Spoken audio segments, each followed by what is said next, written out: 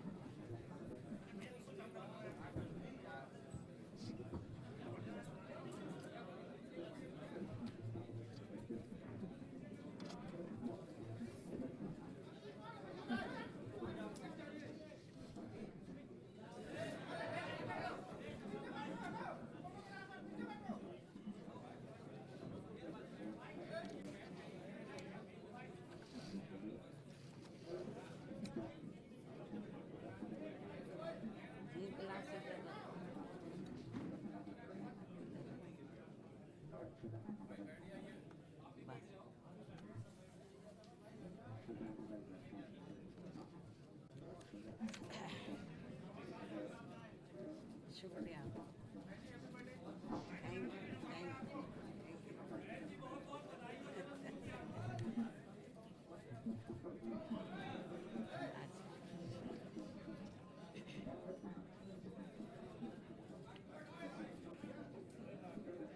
Media बंधुओं, जैसा कि आप लोगों को ये विदित है,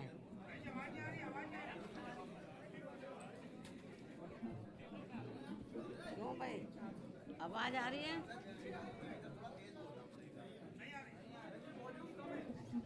क्यों भाई उधर पीछे बोलो, आवाज कम आ रही है।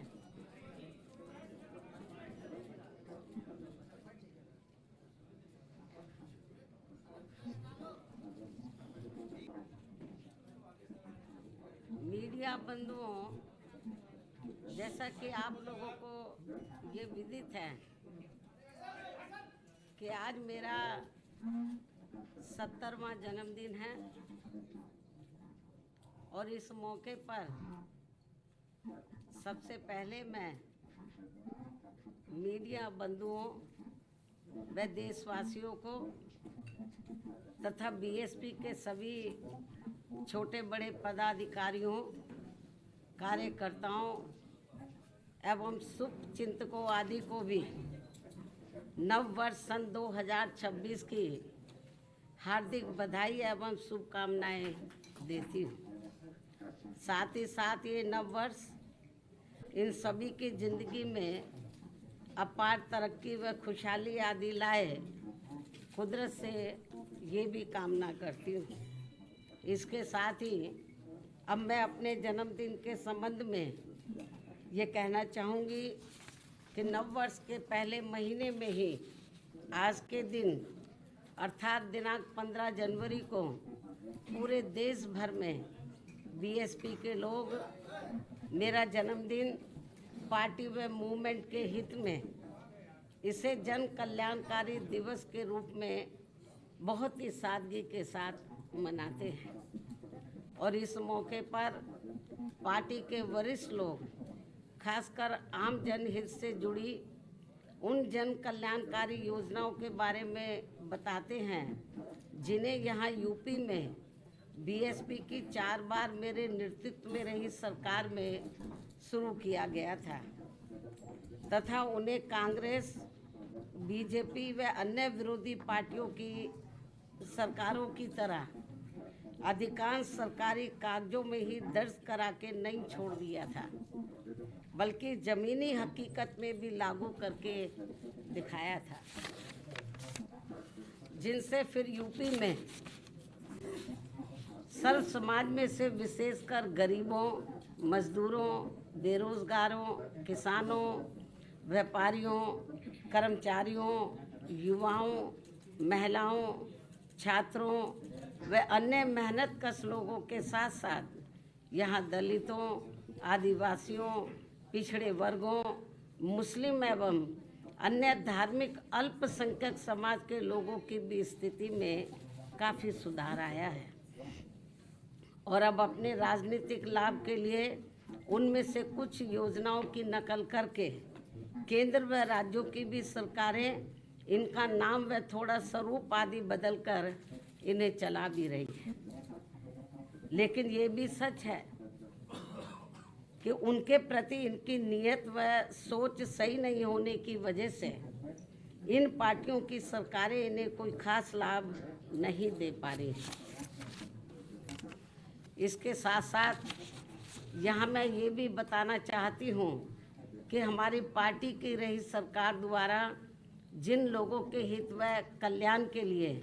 यहाँ असंख्य जन कल्याणकारी योजनाएं शुरू की गई हैं, जिनसे इन्हें काफ़ी लाभ पहुंचा है, उन्हें हमेशा लोगों के दिल व दिमाग में बरकरार बनाए रखने व साथ ही उनमें बीएसपी के प्रति आस्था व निष्ठा आदि बनाए रखने के लिए भी पार्टी व आम जनहित में हर वर्ष की तरह इस वर्ष भी पूरे देश भर में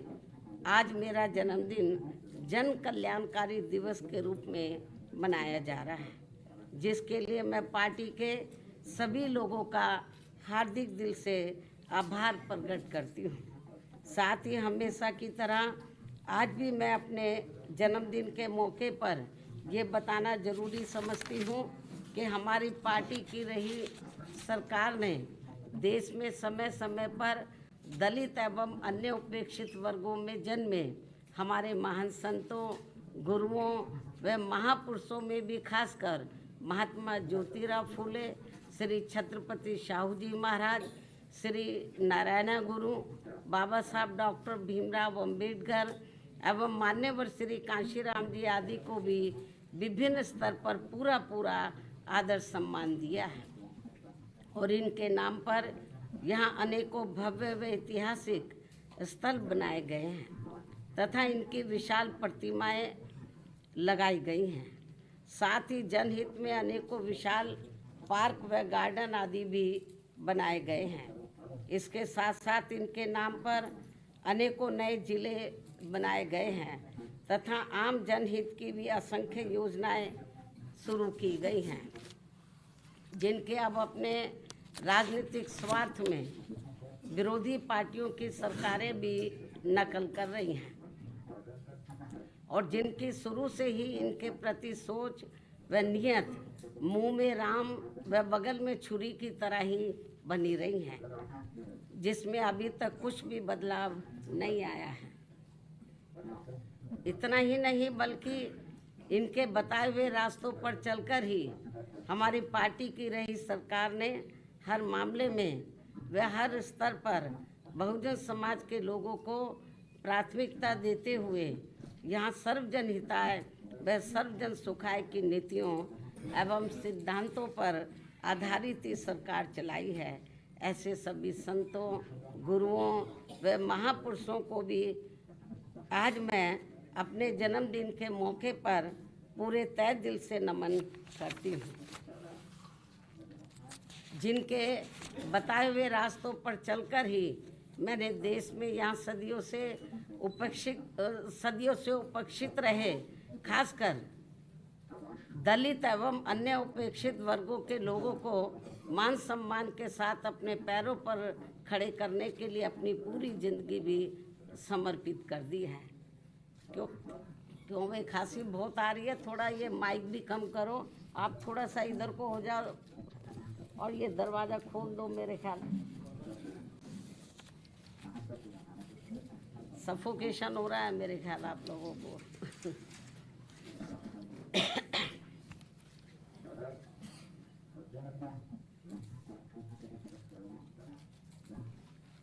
मैं आपको बता रही थी अभी जो हमारे संत गुरु और महापुरुष हुए हैं, जिन्होंने इस देश के खास तौर से दलित एवं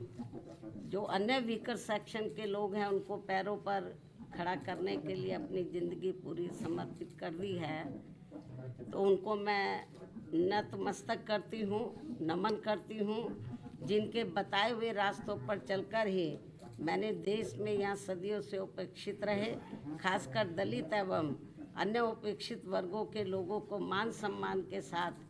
अपने पैरों पर खड़े करने के लिए अपनी पूरी जिंदगी भी समर्पित कर दी है। और जब तक मैं जिंदा रहूँगी और यदि अभी तक की तरह मेरा स्वास्थ्य भी बराबर ठीक बना रहता है, तो तब तक मेरा इन वर्गों के हित व कल्याण के लिए निरंतर प्रयास व संघर्ष आदि जारी रहेगा। और इस मामले में ना तो मैं कभी झुकने वाली हूँ तथा ना ही कभी किसी के दबाव व लालच आदि में आकर अपनी पार्टी की मूवमेंट से पीछे हटने वाली हूँ, जिसके लिए बीएसपी के जन्मदाता एवं संस्थापक मान्यवर श्री कांशीराम जी ने अपनी पूरी जिंदगी समर्पित कर दी है। इतना ही नहीं बल्कि इन्होंने अपने जीते जी हर मामले में मुझ पर पूरा भरोसा करके वह मुझे अपना एकमात्र उत्तराधिकारी बनाकर इस पार्टी की संपूर्ण जिम्मेवारी भी मेरे कंधों पर सौंप दी है, जिसे मैं अपने जीते जी किसी भी कीमत पर पीछे नहीं जाने दूंगी, बशर्ते ईवीएम हमारी मुश्किलें और ज़्यादा ना बढ़ाता रहे। ये मैं अपनी पार्टी के लोगों को विश्वास दिलाना चाहती हूँ, लेकिन इसके लिए मैं उनसे पार्टी को हर स्तर पर पूरा सहयोग करने की भी पुरजोर अपील करती हूँ। वैसे मुझे पूरा भरोसा है कि इस मामले में पार्टी के लोग मुझे कतई भी निराश नहीं करेंगे। इसके साथ साथ यहाँ मैं ये भी कहना चाहूँगी कि पार्टी द्वारा हर वर्ष इनके मूवमेंट को आगे बढ़ाने के लिए विभिन्न स्तर पर जो भी प्रयास किए गए हैं और इस दौरान जो भी उतार चढ़ाव आए हैं तथा विरोधियों द्वारा बीएसपी को कमज़ोर करने के लिए जो भी षड्यंत्र रचे गए हैं, तो इन सब का पिछले एक वर्ष का पूरा लेखा जोखा मेरी हर वर्ष आज के ही दिन अर्थात मेरे जन्मदिन के मौके पर जारी होने वाली पुस्तक मेरे संघर्षमय जीवन एवं बीएसपी मूवमेंट का सफ़रनामा में हिंदी व अंग्रेजी में वर्णित कर दिया जाता है, जो फिर ये पुस्तक पार्टी में विशेषकर नए जुड़े लोगों के साथ साथ वर्तमान युवा पीढ़ी व आगे आने वाली पीढ़ी के लिए भी पार्टी व मूवमेंट के हित में उन्हें सही मार्गदर्शन व प्रेरणा आदि देने का ये अति महत्वपूर्ण कार्य करेगी, जिसका 21वें हिंदी व अंग्रेजी संस्करण का मैं विमोचन करूं। लेकिन उससे पहले मैं मीडिया के माध्यम से पार्टी के लोगों को सावधानी के तौर पर यह बताना जरूरी समझती हूं कि देश में पार्टी की मूवमेंट को आगे बढ़ने से रोकने व कमज़ोर करने के लिए पिछले कुछ वर्षों से यहाँ कांग्रेस, बीजेपी व अन्य जातिवादी पार्टियां आए दिन किस्म के साम दाम दंड भेद आदि अनेकों हथकंडे इस्तेमाल करती रहती हैं, जिनका सही व समय से मुंह तोड़ जवाब देकर वे हर प्रकार की सावधानी बरतते हुए ही अपनी पार्टी के लोगों को पूरे देश में बीएसपी को हर स्तर पर मजबूत बनाना है। और खासकर आबादी के हिसाब से देश के सबसे बड़े प्रदेश यूपी में फिर से यहाँ अपनी पार्टी बीएसपी को सत्ता में लाना भी बहुत ज़रूरी है। हालांकि इस संदर्भ में काफ़ी कुछ विस्तार से जानकारी मैंने दिनांक 9 अक्टूबर सन 2025 को बीएसपी के जन्मदाता एवं संस्थापक मान्यवर श्री कांशीराम जी की पुण्यतिथि के मौके पर यहाँ लखनऊ में इनके सम्मान में किए गए यूपी प्रदेश स्तरीय अति विशाल महा आयोजन में दे दी गई है। उन्हें मैं पुनः दोहराना नहीं चाहती हूँ, लेकिन यहाँ यूपी के आम जनता को सजग व सचेत करने के उद्देश्य से ये कहना जरूरी समझती हूँ कि पिछले महीने सन 2025 में उत्तर प्रदेश विधानसभा के हुए शीतकालीन सत्र के दौरान राजधानी लखनऊ में अकेले बीजेपी के ही नहीं बल्कि सपा व कांग्रेस के भी ब्राह्मण समाज के सभी विधायकों तथा सरकार के मंत्री आदि ने भी एक जगह इकट्ठा होकर अपने ब्राह्मण समाज की वर्तमान बीजेपी की सरकार में भी हर स्तर पर हो रही उपेक्षा तथा इन पर आए दिन हो रही जुर्म जाति आदि को भी लेकर काफ़ी चिंता व्यक्त की गई है और ये स्वाभाविक भी है। जबकि यूपी में हमारी पार्टी ने पिछले कई हुए विधानसभा चुनाव में टिकट देने व सरकार बनने पर अन्य वर्गों की तरह ब्राह्मण समाज को भी हर स्तर पर उचित भागीदारी दी है। साथ ही इनके ऊपर किसी भी प्रकार से कोई भी अन्याय अत्याचार आदि नहीं होने दिया है, जिसे ध्यान में रखकर अब यहाँ ब्राह्मण समाज को भी कांग्रेस, बीजेपी व सपा आदि इन पार्टियों के किसी भी बहकावे में नहीं आना चाहिए। वैसे भी अब ब्राह्मण समाज को किसी का भी चोखा बाटी आदि नहीं चाहिए और न ही वे किसी की धमकी से भी डरने वाले हैं, बल्कि उन्हें हर स्तर पर पूरा मान सम्मान व उचित प्रतिनिधित्व तथा रोटी रोजी के भी साधन चाहिए। साथ ही इनके ऊपर कोई भी जुर्म जाति आदि नहीं होनी चाहिए, जो ये सब इनकी चाहत अभी तक बीएसपी की सरकार में ही पूरी हुई है। और इस बार बीएसपी की सरकार बनने पर फिर से इनकी ये सब चाहत जरूर पूरी की जाएगी। इनके साथ साथ क्षत्रिय व वैश्य समाज आदि के भी हित व कल्याण का तथा इनकी सुरक्षा आदि का भी हर मामले में पूरा ध्यान रखा गया है और आगे भी रखा जाएगा। वैसे भी हमारी पार्टी की रही सरकार ने हमेशा यहाँ सर्व समाज के हित व कल्याण का हर मामले में वे हर स्तर पर पूरा ध्यान रखा है। खासकर जाट समाज जो ज़्यादातर खेती किसानी का कार्य करता है, उनकी खेती करने के लिए खाद्य सहित अन्य सभी सुविधाओं की समय से उचित व्यवस्था की है। साथ ही गन्ना किसानों को तो काफ़ी बढ़ाकर दाम दिया है। इनकी अन्य फसलों का भी उन्हें उचित दाम दिया है। और अब सरकार बनने पर और अब आगे सरकार बनने पर इनका इसी प्रकार आगे भी जरूर पूरा ध्यान रखा जाएगा। इसके साथ साथ जाट समाज के शिक्षित बेरोजगार युवाओं को भी सभी विभागों में व खासकर पुलिस भर्ती में बिना कोई रिश्वत के उन्हें काफ़ी सरकारी नौकरी भी दी है। अन्य वर्गों की तरह इनके ऊपर भी कोई जुल्म जाति आदि नहीं होने दी गई है। राजनीति में भी इनको उचित भागीदारी दी है और अब इनको भी अपने हित व कल्याण में बीएसपी से जुड़कर अपनी पार्टी बीएसपी की ही सरकार बनाना बहुत ज़रूरी है। इतना ही नहीं बल्कि यहाँ दलितों, पिछड़ों, मुस्लिम व अन्य धार्मिक अल्पसंख्यक समाज के लोगों के हितों का तो बीएसपी की रही सरकार में हर स्तर पर इनका प्राथमिकता के आधार पर विशेष ध्यान रखा गया है और इनके ऊपर कोई भी अन्याय अत्याचार आदि नहीं होने दिया है। आगे भी इन वर्गों का विशेष ध्यान रखा जाएगा। इसके अलावा हमारी पार्टी की रही सरकार ने किसी के भी मंदिर, मस्जिद व चर्च आदि को भी कोई क्षति नहीं पहुंचने दी है। इस प्रकार से हमारी पार्टी की रही सरकार ने यूपी की आम जनता को हर मामले में व हर स्तर पर काफ़ी बेहतरीन सरकार दी है। हालांकि प्रदेश की आम जनता ने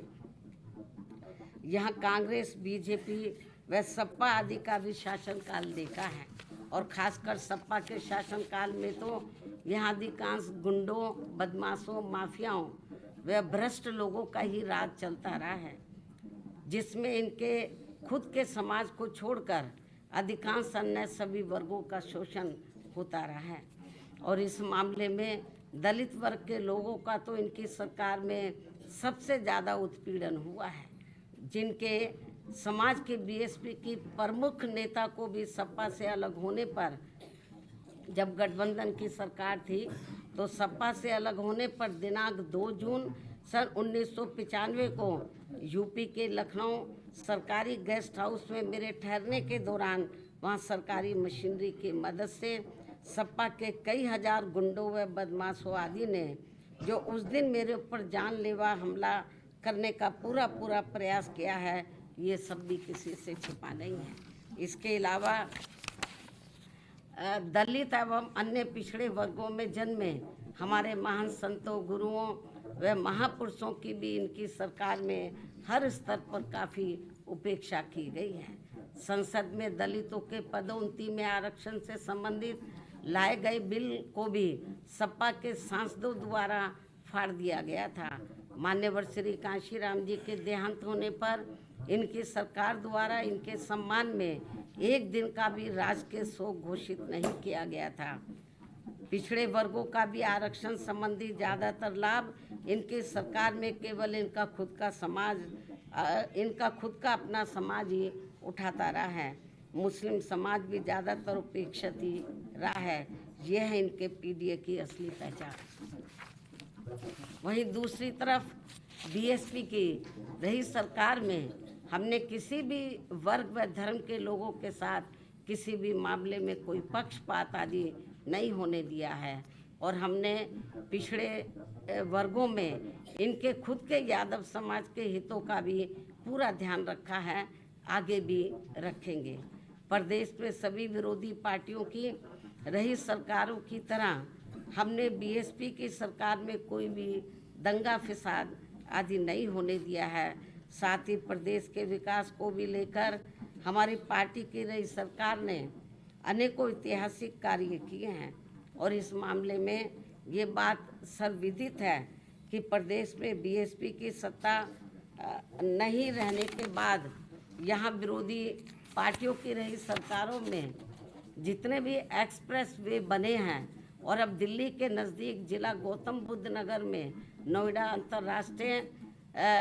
हवाई अड्डा भी शुरू होने के लिए जा रहा है, तो इन सभी की वास्तव में पूरी रूपरेखा बीएसपी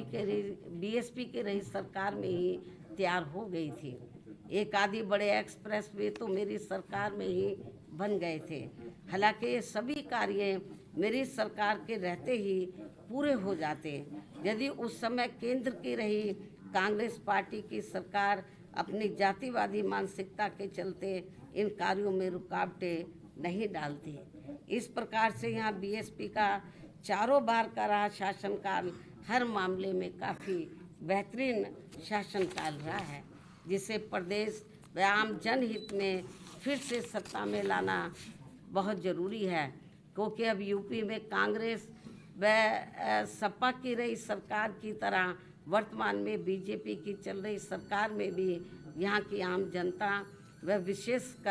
विशेषकर दलित एवं अन्य उपेक्षित वर्गों के लोग हर स्तर पर काफ़ी ज़्यादा दुखी व परेशान हैं। इनके नेता लोग मौजूदा सरकार में अधिकांश अपने खुद के नफ़े नुकसान में ही लगे रहते हैं। इनका अपने समाज के नफ़े नुकसान से कोई लेना देना नहीं है, ऐसा इन वर्गों के लोगों का मानना है। अभी भी प्रदेश में कानून व्यवस्था सपा की रही सरकार की तरह काफ़ी बिगड़ी हुई है। सरकार को बिना पक्षपात के काफ़ी सख्ती करने की ज़रूरत है। ऐसी स्थिति में यूपी की आम जनता बीएसपी के 4 बार के रहे शासनकाल को याद करके अब यहाँ बीएसपी को सत्ता में लाने का काफ़ी हद तक अपना मन बना चुकी है, जिसे पूरा करने के लिए इस बार होने वाले विधानसभा चुनाव में मैं खुद भी कोई कसर छोड़ने वाली नहीं हूँ। ये मेरा पुनः वायदा है। और जब यूपी में इस बार होने वाले विधानसभा चुनाव में हमारी पार्टी की पूर्ण बहुमत की सरकार बन जाती है, जिसकी काफ़ी उम्मीद भी है, तब फिर हमारी पार्टी सन 2007 में पूर्ण बहुमत की बनी सरकार की तरह ही यहाँ हर मामले में व हर स्तर पर सर्वजन हिताय व सर्वजन सुखाय की नीतियों एवं सिद्धांतों पर आधारित ही सरकार चलाएगी। ये भी मैं यूपी की जनता को विश्वास दिलाना चाहती हूँ, जिसकी इस समय यूपी की जनता को व खासकर दलित एवं अन्य उपेक्षित वर्गों के लोगों को तथा विभिन्न क्षेत्रों में कार्यरत दुखी व पीड़ित लोगों को भी काफ़ी ज़रूरत है। वैसे भी इस समय यहाँ अकेले बहुजन समाज के लोग ही नहीं बल्कि अन्य सभी समाज के लोग भी अपनी विभिन्न समस्याओं को लेकर काफ़ी ज़्यादा दुखी व परेशान हैं। यहाँ कानून व्यवस्था भी ठीक नहीं है। ऐसे में अब यहाँ यूपी की आम जनता बीएसपी को ही पुनः सत्ता में लाना चाहती है, किंतु उसके लिए पार्टी को हर स्तर पर मजबूत बनाना बहुत ज़रूरी है। और यदि इस बार यह विधानसभा के आम चुनाव होने से पहले हमारी पार्टी हर स्तर पर मजबूत हो जाती है और जिसके लिए अभी से ही पार्टी के लोग पूरे जी जान से जुटे भी हैं, तो तब फिर अपनी पार्टी को इस बार यहाँ सत्ता में आने से कोई रोक नहीं सकता है, बशर्ते यहाँ प्रदेश की आम जनता चुनाव के दौरान कतई भी गुमराह नहीं होती है। इसके साथ साथ पिछले कई चुनावों की तरह इस बार भी होने वाले विधानसभा चुनाव में ईवीएम में धांधली व बेईमानी आदि नहीं की जाती है, जिसकी ये आम चर्चा है। लेकिन इसके बावजूद भी हमारी पार्टी ये सोचकर देश में सभी चुनाव पूरी तैयारी व दमदारी के साथ लड़ती है, पता नहीं कब ईवीएम में धांधली व बेईमानी आदि कराने वालों का सिस्टम फेल हो जाए, तो तब फिर चुनाव में सही रिजल्ट आ सकता है। ऐसा भी लोगों का मानना है। वैसे अब पूरे देश में ईवीएम के विरोध में काफ़ी आवाज़ें उठने लगी हैं। ऐसे में ये व्यवस्था कभी भी ख़त्म की जा सकती है और इसके स्थान पर फिर से यहाँ बैलेट पेपर के जरिए चुनाव कराए जा सकते हैं और ऐसा कई देशों में भी हो चुका है। यहाँ फिर मान्य कोर्ट द्वारा भी इसमें कुछ जरूरी परिवर्तन किए जा सकते हैं। इसलिए हमें उत्तर प्रदेश सहित पूरे देश में अपनी पार्टी को हर स्तर पर मजबूत बनाते रहना बहुत जरूरी है। इसके अलावा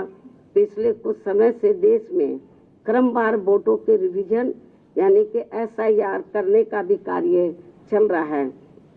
उसमें भी काफ़ी गंभीर शिकायतें चर्चा में हैं, लेकिन फिर भी इस कार्य में अपनी पार्टी के लोगों को काफ़ी सजग रहना है और समय से ये कार्य पूरा भी करना है। इसके साथ ही जहाँ तक गठबंधन करके चुनाव लड़ने का सवाल है, तो इस संबंध में फिर से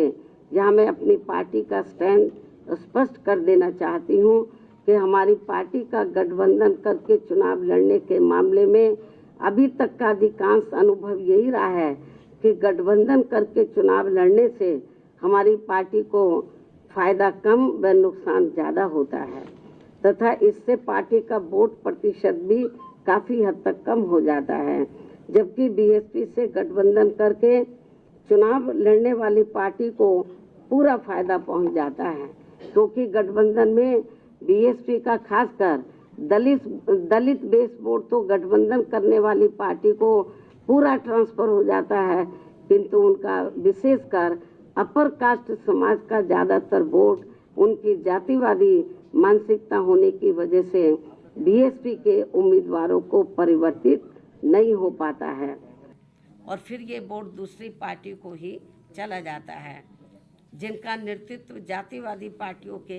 हाथों में होता है। यही मुख्य वजह है कि देश में अधिकांश पार्टियां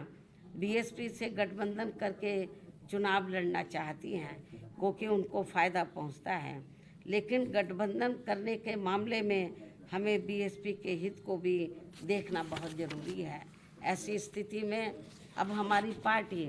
उत्तर प्रदेश सहित पूरे देश में विधानसभा व लोकसभा का भी आम चुनाव अकेले ही लड़ना ज़्यादा बेहतर समझती है और यूपी में जब इस बार चुनाव होगा अकेले ही चुनाव लड़ेगी। कोई गलतफहमी किसी को भी अपने आप में पैदा नहीं करनी चाहिए। इसलिए अब हमारी पार्टी ने उत्तर प्रदेश सहित पूरे देश में सभी छोटे बड़े चुनाव अकेले ही लड़ना ज़्यादा उचित समझा है और अब हमारी पार्टी किसी भी चुनाव में किसी भी पार्टी के साथ किसी भी प्रकार का कोई भी गठबंधन करके चुनाव नहीं लड़ेगी। लेकिन इस संबंध में यहाँ मैं ये भी कहना चाहूँगी, जब आगे चलकर हमारी पार्टी को ये पूरा भरोसा हो जाएगा, अब की नई बात कर रही हूँ, वर्षों लगेंगे। जब आगे चलकर हमारी पार्टी को ये पूरा भरोसा हो जाएगा कि बीएसपी से गठबंधन करके चुनाव लड़ने वाली पार्टी अपनी पार्टी का खासकर अपर कास्ट समाज का वोट उनकी जातिवादी मानसिकता व सोच आदि को बदलकर हमारी पार्टी को ट्रांसफ़र करा सकती है, तब फिर उस समय गठबंधन करके चुनाव लड़ने को लेकर जरूर सकारात्मक निर्णय लिया जा सकता है। इसमें वर्षों लगेंगे। जब तक ये जातिवादी व्यवस्था रहेगी, मानसिकता लोगों के नहीं बदलेगी, बहुत मुश्किल है। जो फिलहाल हमें यहाँ अभी तक किसी भी पार्टी में ऐसा होता हुआ नज़र नहीं आ रहा है, लेकिन ये भी सच है कि हमारी पार्टी द्वारा अपर कास्ट समाज के जिन लोगों की जातिवादी मानसिकता व सोच आदि को बदल दिया गया है, लेकिन ये भी सच है कि हमारी पार्टी द्वारा अपर कास्ट समाज के जिन लोगों की जातिवादी मानसिकता व सोच आदि को बदल दिया गया है, उनका वोट तो बिना गठबंधन के ही सीधा बीएसपी को मिल जाता है। और इनका इस बार पहले से भी उम्मीद है कि इनका इस बार पहले से भी कहीं ज़्यादा ये वोट हमारी पार्टी को जरूर मिल जाएगा। अपर कास्ट समाज का ऐसा पार्टी का मानना है। इसके साथ साथ प्रदेश में दलित, पिछड़ा व मुस्लिम एवं अन्य धार्मिक अल्पसंख्यक समाज का भी वोट इस बार पहले से कई गुना ज़्यादा बीएसपी को ही मिलने वाला है। और फिर सपा का पीडीए भी देखता ही रह जाएगा, जिसकी पार्टी को पूरी उम्मीद भी है, क्योंकि अब यहाँ सर्व समाज के लोग कांग्रेस, बीजेपी व सपा आदि के शासनकाल को काफ़ी आजमा चुके हैं, जबकि बीएसपी का 4 बार का रहा शासनकाल हर मामले में व हर स्तर पर काफ़ी लोकप्रिय रहा है। और अब ये लोग इन पार्टियों के बहकावे में ना आकर अपनी एकमात्र हितैषी पार्टी बीएसपी को इस बार सत्ता में जरूर लाएंगे, जिसकी काफ़ी संभावना भी है। और ये कुछ ज़रूरी बातें पार्टी व मूवमेंट के हित में आज मैंने अपने जन्मदिन के मौके पर मीडिया के जरिए पूरे देश में अपनी पार्टी के लोगों के सामने रखी है। हालांकि मुझे पूरा भरोसा है कि पूरे देश में पार्टी के लोग मेरी इन सब बातों को गंभीरता से लेते हुए अब अपनी पार्टी को जरूर मजबूत ऑफ कर दो इसको भाई, ज़रूर मजबूत बनाएंगे, जो यही इनका मेरे जन्मदिन पर खास तोहफा भी होगा। और अब मैं पार्टी व मूवमेंट के हित में अपनी लिखी गई पुस्तक का विमोचन करती हूँ।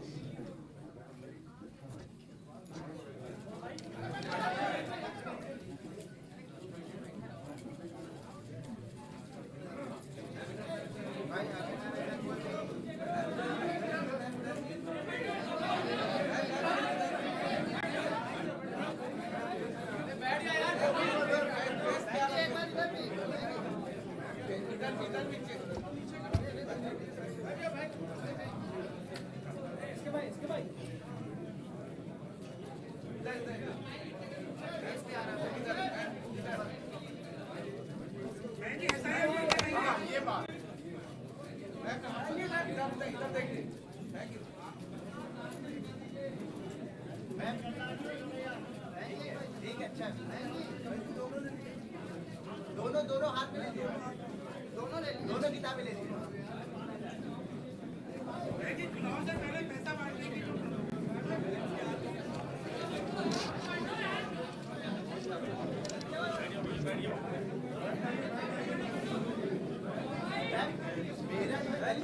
साथ अन्याय हो रहा है। SIR में जो राज्य निर्वाचन आयोग और केंद्रीय निर्वाचन आयोग में जो 4 करोड़ के आसपास वोटों का डिफरेंस आया है, उस पर आप कुछ कहेंगे? इन्हीं जरूरी व खास बातों के साथ ही अब मैं मीडिया बंधुओं से मेरे जन्मदिन का केक व जलपान आदि लेने का भी आग्रह करते हुए अपनी बात यहीं समाप्त करती हूँ। धन्यवाद। जय भीम व जय भारत। यदि आप लोग कुछ पूछना चाहते तो पूछ सकते हैं, वरना मैं आपसे यही रजा लेती हूँ। इसके बारे में मैं ट्वीट के जरिए अपनी बात कह चुकी हूँ। आ जाओ।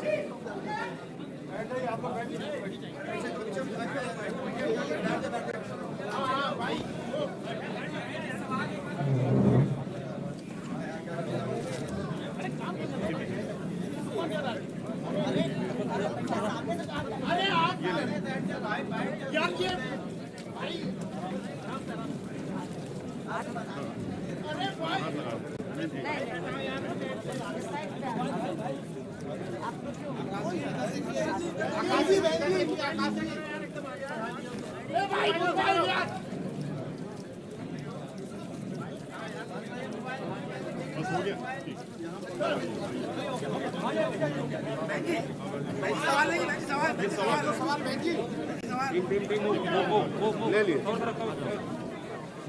पानी फेंक के दो।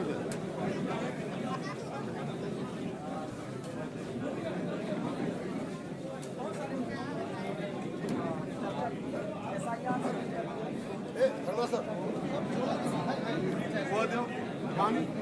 दो चीज दो गिलास गुलदस्ता लेते हो गुलदस्ता